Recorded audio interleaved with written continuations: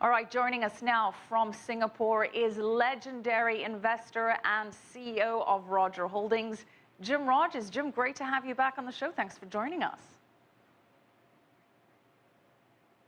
I'm delighted to see you, Michelle.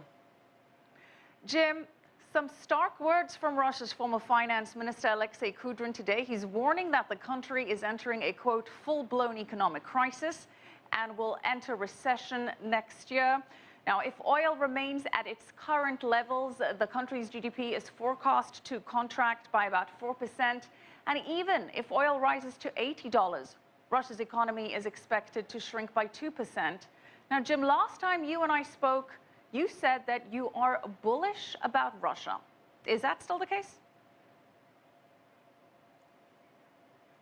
I was bullish about the buying Russian stocks, is what I said, and I still am. Yes, I'm looking for Russian stocks to buy as this happens. As far as the economy is concerned, Michelle, of course, the ruble's down over 100% in just a few months.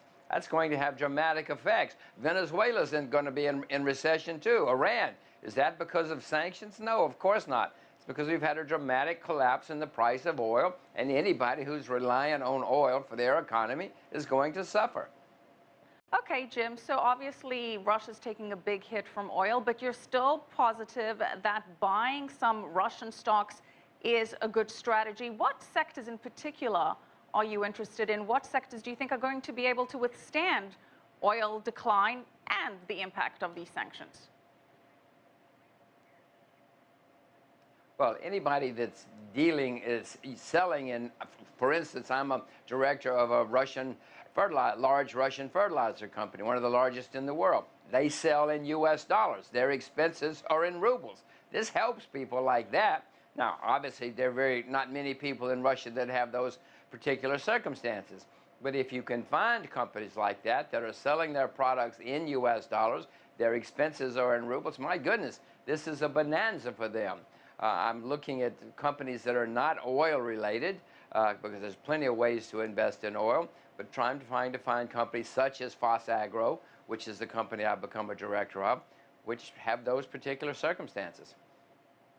All right, well, Jim, let's focus a little bit about oil. Last week, President Putin said that an alternative plan needs to be made and that the country's economy needs to diversify away from oil. It's something he's been saying for a while now. Is this a feasible reality? Can Russia diversify from oil? What are the alternatives? Well, Russia can. Russia's got vast alternative assets. They've got huge agricultural prospects, metals, minerals. Look at the map. You'll see they've got just about everything, and they probably have things they don't even know about yet. You look at somebody like Venezuela or Iran or Mexico, it's much, much, much more difficult for them to switch quickly from oil to something else. But even for Russia, Michelle, you don't do this overnight. This is centuries of history and economics that you have to change. Yes, Russia can change. Will they do it quickly? Of course not. No, it takes a long time. Well, in the meantime, Jim, the ruble has been hit hard. It's lost about 45% of its value. And Russia today had to bail out a mid-sized bank for about $500 million to save it from bankruptcy. Is this a sign that the ruble's decline is starting to put a real strain on the banking sector?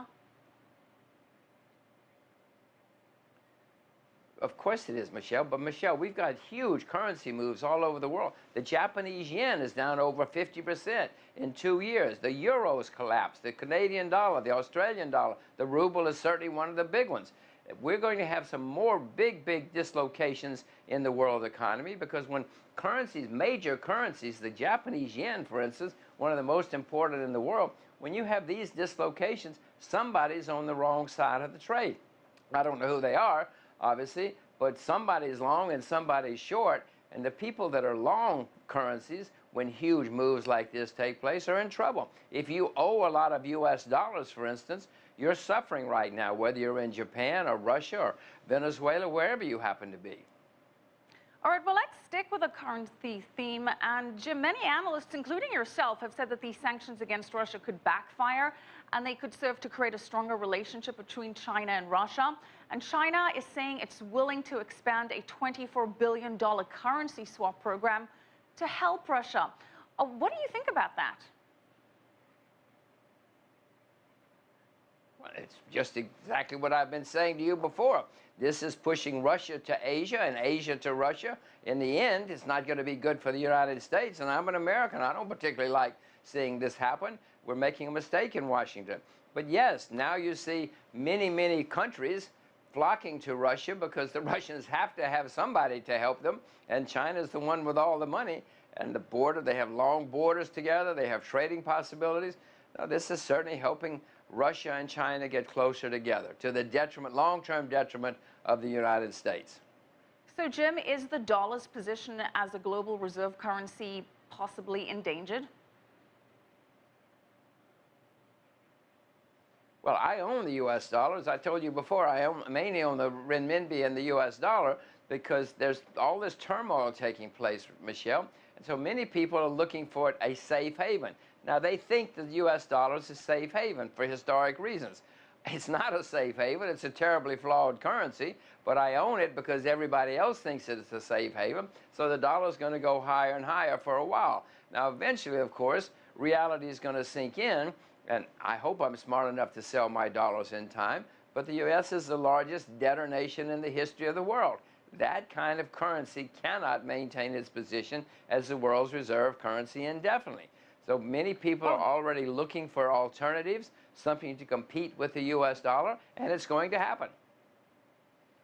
Well, Jim, you've been a vocal opponent of the Fed's policy against the dollar, and we spoke a few months ago, and you said the single best piece of advice you could give me was to buy a farm and have children. Are you still sticking with that? Absolutely. I mean, you cannot imagine, Michelle, how much fun children are. For decades, I was against children. I felt sorry for people who had children. I was totally 100% wrong about children. They are fantastic, the most fun you can imagine. And you should definitely have a farm because agriculture is going to be much, much, much more profitable in the next 20 or 30 years. All right. We'll leave that on those pearls of wisdom from Jim Rogers. Thank you so much, Jim Rogers, CEO of Roger Holdings.